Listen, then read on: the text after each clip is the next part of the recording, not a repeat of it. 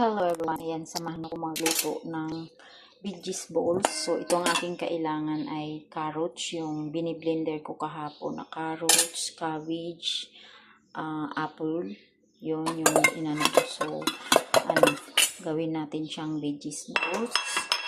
And then, magdagdag ako ng chop na onion, chop na green bell pepper, chop na red bell pepper, carrots. Yan, mag-add tayo ng seasoning salt. Pag wala kayong seasoning salt, ito kasing seasoning salt, ano na to, kompleto na to. May black pepper, may garlic, ayan. So, herbs ang tawag dito. Pero pag wala kayo nito, pwede na yung magic sarap. Ito, nasa half spoon, sauce, okay lang. Or, dagdagan nyo natin kung gusto nyo. Dagdag tayo ng flour. So, sayang lang, bali, 2 spoon lang nung nilagay kasi ayaw nila yung maraming flour. Dagdag tayo ng egg. So, tinilagay sa egg. Ayan. Gusto nila kasi maming egg kaysa flour. Ayan. So, i-mix natin.